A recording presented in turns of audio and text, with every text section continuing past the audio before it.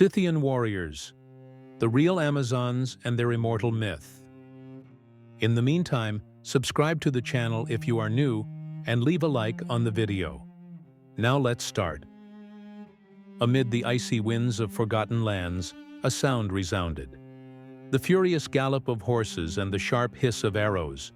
Bold figures, defying rules and destinies, fashioned a legend so grand that it confused reality and myth for millennia. They emerged where few dared to remain, implacable, free, and dangerous. The wild heart of Central Asia, in the vast golden carpet of the steppes of Central Asia, where the sky seemed to touch the earth, life pulsated with a wild rhythm. It was between the 6th and 4th centuries BC that the Scythian tribes flourished, a nomadic people who mastered the art of war and the freedom of life on horseback.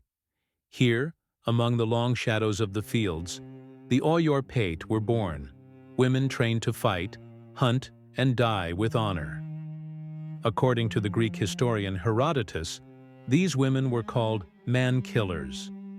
Their existence confused the minds of the Greeks, accustomed to societies in which the female role was strictly domestic.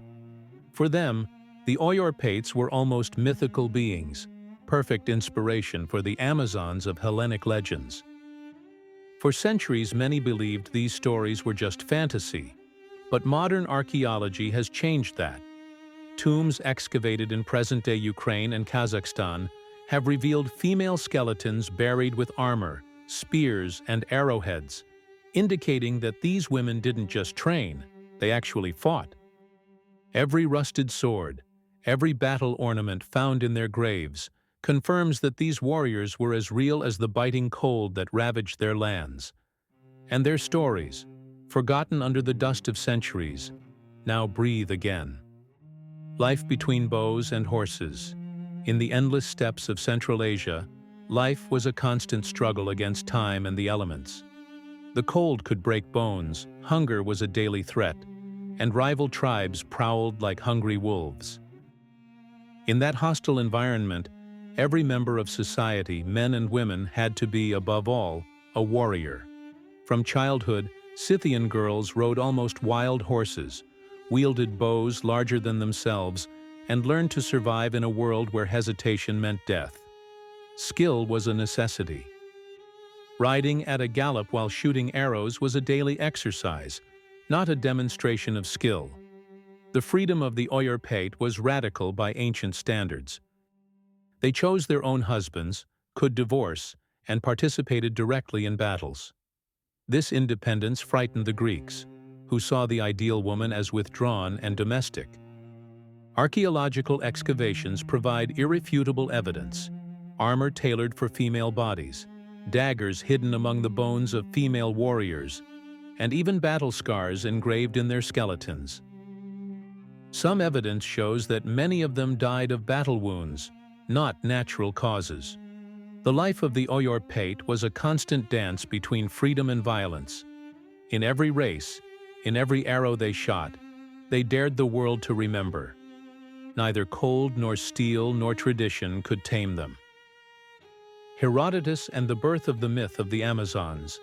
When Herodotus traveled through foreign lands in the 5th century BC, he heard rumors of warrior women who defied all natural laws known to the Greeks.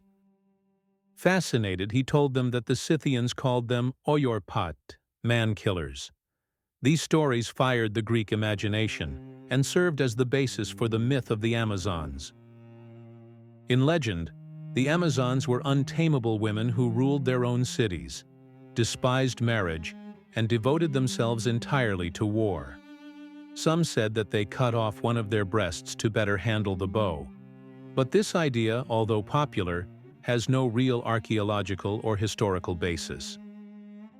The birth of this myth, however, is revealing.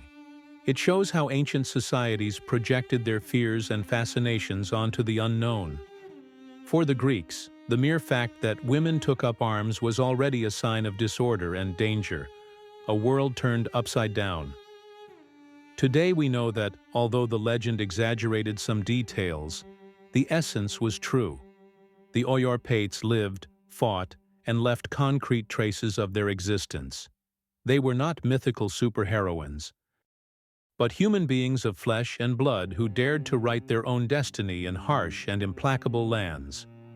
And so, between reality and imagination, the Oriopathic have become eternal not only as characters in Greek stories, but as a symbol of resistance against the norms of their time.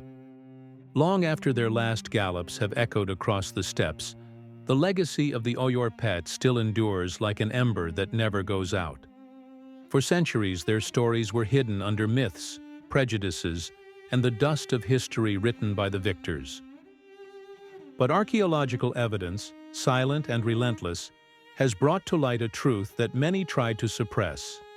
Every tomb discovered, every armor restored, every arrowhead embedded in female bones reveals that the Oriopathic were not anomalies, but an integral part of a culture that understood strength and courage as human attributes, not gender.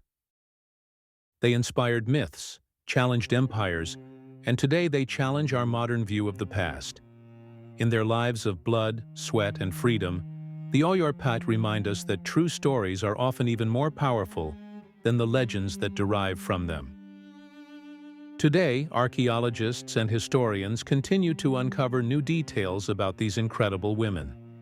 Each find is a new crack that allows us to see a world in which, for a few glorious centuries, the impossible became reality, an army of women riding into eternity.